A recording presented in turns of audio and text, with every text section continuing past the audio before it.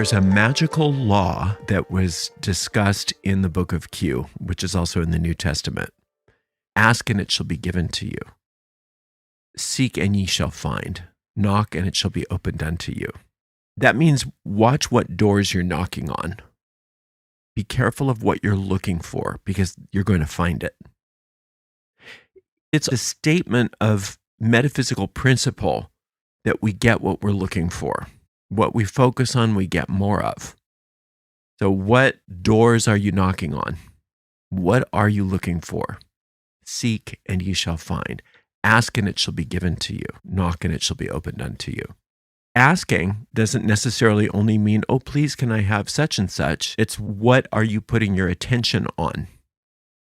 What is your focus on? What is your motivation behind the action that you're taking? Just because you're not conscious of something doesn't mean that it's not being thought about in your deep mind. When you have a thought about anything and you don't counter that thought, you don't negate that thought, you don't dissolve that thought, it keeps growing. And the more habituated you are to a certain type of thought, the more you experience something like that in your life. It's very simple. In order to navigate the uncertainty of our times, it makes sense that we're looking for perpetrators. And well, you're the reason why this is happening, and you're the reason. It's your fault, it's your fault, it's your fault. And that has its place. I mean, it does have its place. It's important that we are honest about those things. We must stand up to oppression. We must speak truth to power. It is important to do that. But you have to do that with a clean heart. You have to do that with a clear mind, with a clear conscience. Part of the reason why in that book of Q, Jesus was so adamant about forgiving the enemy was not because he was a nice guy. It was because he understood that that gave you more power to overcome them. He gave you all of the spiritual power in that situation. If you are looking at the perpetrator of something as being sick-minded rather than as somebody that you're angry at, you want to fight with, your response to them is going to be a lot more effective. For one thing, you don't get caught up in their nonsense. You don't get caught up in the nonsense of a sick person as easily as you get caught up in the nonsense of a person that you are sparring with because you believe that they are evil or wrong-minded or somebody that is worthy of your engagement on that level. Like my mom used to say, if you try to make sense of insanity, you grow insane yourself. She used to always tell me, if somebody's acting insanely and you're trying to figure it out and reason it out with them, they're going to pull you into it. It's like pulling you into the quicksand. We have power over those kinds of situations to the degree that we are able to look at that person without judgment. Look at situations without judgment. And when I say without judgment, I mean without judgment on whether they're worthy of the love of the infinite, whether they are spiritual brethren or not. If I see you as a diseased part of my body, I want to heal you. I don't want to curse you. I want to heal you. Sometimes if the disease is bad enough, of course you got to cut it off, but it's still out of an act of compassion. It's not an act of attack. Because what happens is if we continue reacting to things from the perspective of an attack, and especially when we feel how justified we are in that because we are, quote, in the right, what we do is we promote their reaction to come back, and then we have to react, and then they have to react, and that's basically what war is. Usually the very people that say, oh, I don't want war, don't act like it in their lives because they're constantly at war with the perpetrators they are judging. When people hear me talk like this, the immediate thing that they do is say, oh, so I see you're blaming the victim. It's my fault and my responsibility that this narcissist is doing this. It's my fault and my responsibility that I'm being raped. It's my fault and my responsibility that I'm being abused. And that's not what we're saying. We're saying it's more efficient for us to combat a problem when we are combating the problem from a perspective of compassion than from a perspective of attack. It's more efficient. You're capable of creating a solution in an atmosphere of compassion, but it's nigh on impossible to create a solution from a perspective of attack. When you're attacking somebody, when you're assailing somebody, even when you are very sure that you're in the right, even when it feels like it's coming from a place of self-defense and self-protection, your ability to protect yourself and remedy the situation is not high. There's very little chance of you succeeding in any situation when you're coming into the situation from a perspective of attack.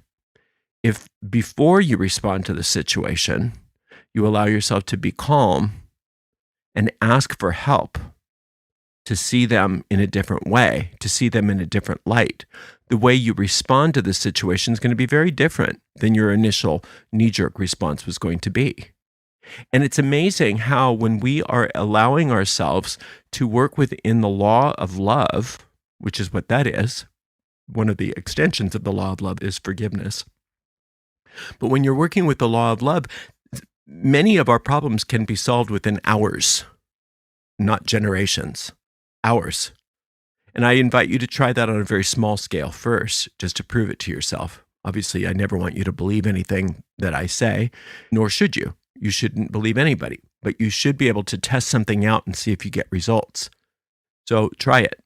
Whatever your so-called minor vexations are, if you apply the law of love and forgiveness to whatever that vexation is before you respond to it, so much of that response doesn't need to happen. Very frequently, the force of love itself corrects it without your intervention whatsoever. And if that's not the case, then there is guidance available to you that wasn't there before because you were shut off to it, because you were thinking from the ego. What am I going to do to attack this person or this situation? What is my response to this situation? What do they deserve? When we instead ask ourselves to ground and center and to invoke the power of divine love into the situation first, and then respond, sometimes to the casual onlooker, it may not look like a very different response one to the other. Love can be quite fierce. Love can be quite fierce. And sometimes you do have to fight fire with fire. Sometimes that is the most efficient response. But when it's coming from the infinite, when it's coming from a sense of love and forgiveness, the motivation is very different. The motivation is very different. And those tactics that you may be guided to take are temporary. And they're not there just to satisfy your sense of schadenfreude that is motivating you when you're doing it from an ego perspective. It's just a temporary tool that you can use to heal a particular situation. But if you're not listening to the inner guidance, and if you're not coming from the perspective of invoking divine love into the situation, then it's just, well, I hope you have enough power as an ego to combat this other ego. And usually what happens when the egos are at it like that is that there's a killing field. There's no winners. There's only losers. And everybody only becomes fatigued, embittered, and more entrenched in their resentments, more entrenched in their grievances, which is set up for the next round, for the next battle, and the next battle after that, and the next battle after that. It's not a recipe for success, and it's definitely not a recipe for peace. If we take that little section from the book of Q and apply it to any situation at hand, seek and ye shall find, ask and it shall be given, knock and it shall be opened. We have to ask ourselves, what am I looking for? What am I asking for? What am I knocking on? Which door am I knocking on? What do I really want? What are my motivations here? If what I truly want is resolution, peace, and happiness, then I'm open and willing to be guided in any interaction so that can occur. But if really all I want is revenge, if all I truly want is to give them a taste of their own medicine and nothing more, then all I'm doing is setting myself up for the next battle, because they're going to come back at me, and then I have to go back at them, and then they're going to come back at me. And there's only casualties in those scenarios. What that does is it invokes the same behavior and motivations in you that you are judging them against, because you've done what my mom always taught me to not do. You've tried to make sense of the insanity. You've tried to deal with them on the level of insanity, and you got pulled into the same thing. And then you're no better. And you can see so many examples of people who are, quote, in the right, who stooped to the level of the perpetrator and became just as culpable, if not more so, than they were. You can find example after example after example of why there is the law that two wrongs don't make a right. Two wrongs never make a right. Whereas if I invoke the divine law of love first, and I'm serious about that my only motivation is peace, that my only goal is peace, yeah, sometimes we have to give them a taste of their own medicine. The only way out of any problem is through the law of love. I know it sounds trite, but it's not. It sounds trite that, all we need is love. But it's true. When you understand what love is, and we've done many lectures on what love is, it's something that you can quantify. It's a relaxed experience. It's a feeling of peace. And it's the desire to heal. And it's the desire to relieve pain. And if your perpetrator, or whatever person or organizations that you're looking at, if your motivation is to destroy them for the sake of destroying them because they're the enemy, then that's not love by definition. But if you do see them as being diseased, as being troubled, as being insane, then your desire is to heal them in that situation. Because there's no place where you stop and they start. And so if you can find the motivation first to invoke divine love into the situation and then respond, like I said, sometimes it won't, to the naked eye, it won't look like that different of a response. Sometimes you do have to, give them a kick in the face. It's just temporarily the only way that you can put an end to the bad behavior. But you're not doing it because you're enjoying kicking them in the face. You're doing it because there was no other option in that moment and you were guided to do that. And I'm saying kick in the face. I'm using that as a metaphor. The divine law of love knows what it's doing, but it won't work uninvited. It must be invoked. We must be the ones to invoke it. And if you want to be on the, quote, right side of history, you need to be invoking the law of love before you do or say anything in response to your fears. Because love and fear cannot coexist. It's impossible. It's impossible for love and fear to coexist. So to be a fearless person and to not react in fear, the way to do that is by invoking divine love. How do you invoke divine love? By saying so, by asking for it, by knocking on that door, by seeking for it. I want divine love to fill this situation. I call upon the law of divine love in this situation, every aspect of this situation, and definitely in every aspect of my motivation here.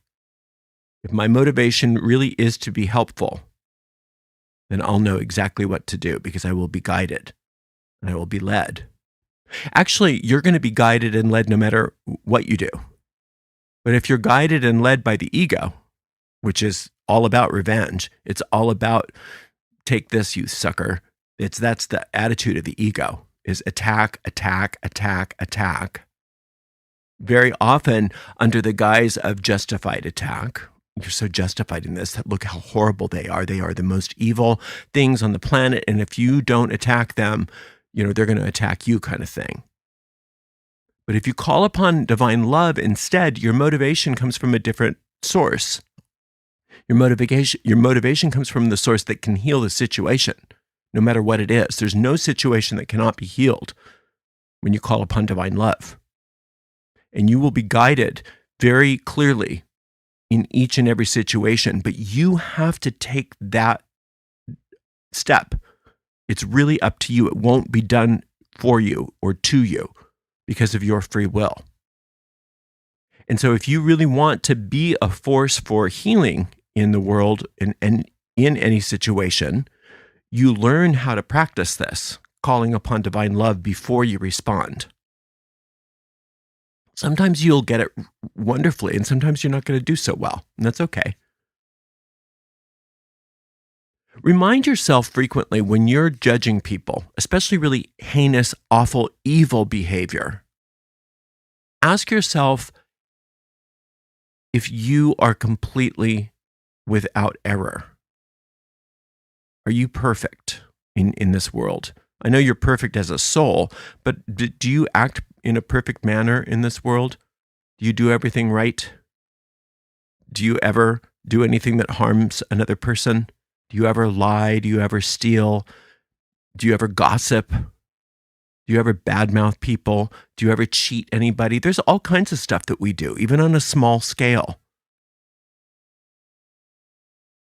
And I'm not saying that you should feel bad about yourself, but understand that you're also going through your own stuff, maybe on a smaller scale than the person or people that you're responding to or reacting to or judging. But you're going through your stuff too. And one of the best things that I ever had a teacher tell me, I think it was Marianne Williamson, I can't remember who it was. It was somebody, I was going on and on in some seminar somewhere about how bad somebody was and how evil. It was probably a politician. I'm just going on and on about it. And they said, who are you to judge? Who are you to judge them? And I was so shocked because I'm like, I thought we all were on the same page or all on the same quote side, right? And their response was, who are you to judge? Are you perfect? How is this helping? How are you helping? And it really hit home and it stuck with me that I don't have any place to come from when I'm judging another person because I'm so not perfect. I'm so the opposite of perfect. I've made so many mistakes in my life. I've got so many reasons, if I really look at it, to feel bad about myself if I needed to. But in that Lord's Prayer, it says, forgive us our debts as we forgive our debtors. It's contingent. One is contingent upon the other. So how do I get the forgiveness for the things that I've messed up on? Not just by justifying my behavior, even though I could do that. I'm justifying it. But how do I really forgive myself? The only way to do that is to forgive another, because we get what we give. And so if I'm knocking on the door of forgiveness, then that's what I'll find. If I'm knocking on the door of peace, that's what will be open to me. If I'm asking for divine love, that's what I'll experience. But if I'm asking for that SOB to get what's coming to them, then that's what I'm asking for myself.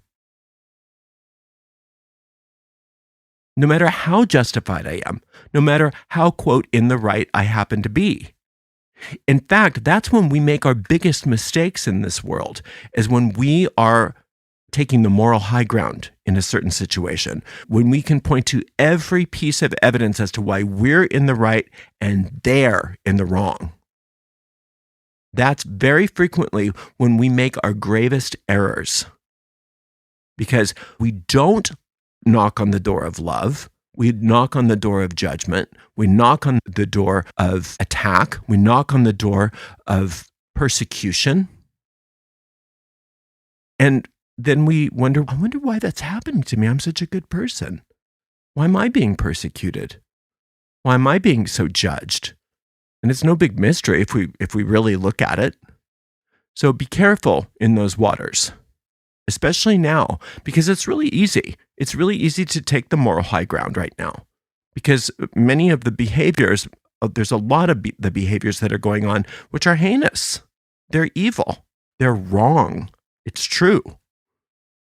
And that's when we're at our most vulnerable. If we simply, before we respond, invoke divine love and knock upon that door of divine love, we knock upon that door of divine truth, and we ask that those doors be open to us, then we'll know exactly how to respond. And we'll get through it with flying colors. And you know what tends to happen when you forgive your enemy? They usually get what's coming to them. It's weird how it works. And that's not the reason to do it, because it's not really forgiveness then, if you're using it as a weapon. But it's interesting. When you end up forgiving your enemy, they usually don't have the protections that they used to have. They usually fall into their own traps at that point, because you're no longer bolstering them with your fear. You're no longer bolstering them with your judgment. You've disconnected yourself from them. I always tell people, when you forgive somebody, do it for yourself. Don't do it for them. Do it for your own peace of mind. But ultimately, we do want some compassion for the people that we don't want to give it to. That's the hardest thing that you can do. It's the most challenging thing you can do. And that's why people always go, ugh, when they hear that. They say, oh, that's so stupid. Don't listen to that. Because nobody wants to do anything that hard. They want it to be easy. I remember I was in a seminar with Sandra Ray. And this back in 1983 or something, a long time ago. And we were talking about the idea of how grievances and holding on to resentments cause us personal problems, cause us financial troubles, health troubles, relationship problems. And she pointed to, speaking of New Testament, and this is also in the book of Q, where the followers asked Jesus, how many times should I forgive? 7 times? And he said, no, 70 times 7. 70 times 7. Well, it's usually taken that just meant unlimited forgiveness. But she took it as an actual formula. And so she gave us the assignment of forgiving one person 70 times 7. And this is how she taught us to do it. Take out a notebook and write out a statement such as, I forgive so-and-so completely. 70 times. Once a day for 7 straight days. And then reassess what your condition is, whatever the thing is. So, for instance, let's say you're having a health condition. You can ask yourself, who do I need to forgive in order for me to be free of this health condition? And it'll come to your mind. And then you say, okay, now I'm going to forgive them 70 times a day for 7 straight days. And then I'm going to look in on how I feel about that person and notice if there's any change in my condition. It was given to us just like that. She said, try it, experiment with it and see what you get. And every single one of us got some sort of miracle as a result of it, like big, as a result of doing that. It was a challenge. It was hard. Not only was it a challenge just to write that much every day, but it was also a challenge emotionally to let go of that much resentment, because it's like, they don't deserve my forgiveness. Look at what they did to me, that kind of thing. But I'm going to do it anyway. I'm just going to do it anyway. And at the end of it, not only was I relieved of the burden of the resentment that I've been carrying for so long, which was uncanny. I didn't realize how much tension I was hanging on to just subconsciously with this person, who was a very abusive person, by the way. For all intents and purposes, this person did not deserve my forgiveness. But if I'm the one that's suffering still because of my resentment, I doubt this person's even thinking of me. They're probably just fine, but I'm the one left holding the burden, right? So I took that process on this person And I did it 70 times 7, and I was relieved. And I didn't realize how much burden I'd been carrying. But not only that, the situation that I had brought to the process was completely resolved. Completely resolved. It was something that I didn't think was going to be so easy. And it was just like, poof, no big deal. Something that I'd been worried about for months and months and months and months. And it was just over as a result of this. And so I was very convinced at a young age, forgiveness works. That's the door I want to knock on. I want to knock on the door of divine love, divine peace, and all of the other qualities of the divine that you can think of. I want to knock on those doors, to have those doors be open to me, to heal these situations in my personal life that I can't heal on my own. And if it can work on a personal level, it can work on a global level. It can. All of the political unrest, all of the atrocities being perpetrated right now, if we don't ask what door we're knocking on, we're just going to go and have more of the same, and it's going to escalate and keep escalating, no matter whose side you're on. And don't kid yourself. There's no good side when it comes to any kind of war escalating. There's no positive side. It's all bad. So if you really do want to be on the, quote, right side of history, start by knocking on the right door. Knocking on the door of divine love. Knocking on the door of forgiveness. It's a powerful way to overcome the problem that seems insurmountable. And it always works if you give it a fair trial and if you're sincere with it. Forgiveness does not condone bad behavior. It evaporates it. Forgiveness does not condone bad behavior. It evaporates it. It dispels it. Love is not a wimp. The meek are not weak. They are wise. They are mighty. And if you want to be one of the meek that shall inherit the earth, you must be mighty. And the way that you're mighty is by knocking on the right doors. You want to knock on the doors of the mighty, not on the doors of the perpetrators. It's a very challenging time that we live in. And what I'm talking about is also a very challenging way of responding to it.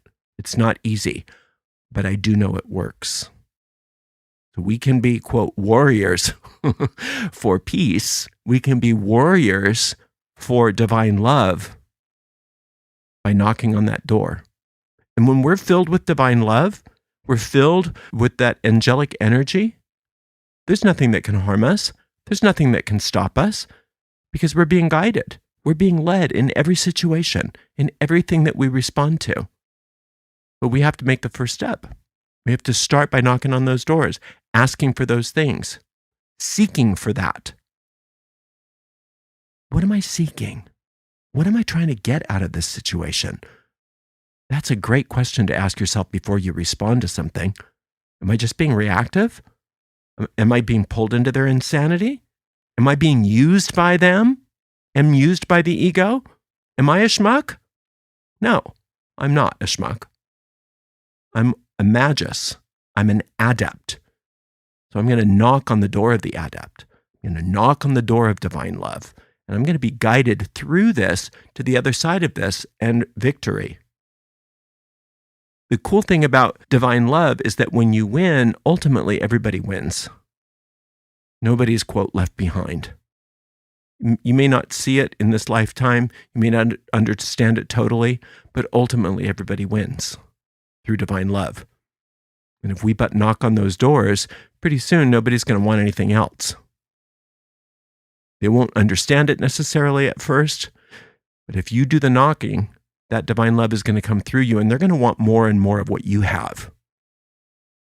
And you're going to be a huge force for good on this planet, starting very quickly if you learn how to knock on the right doors.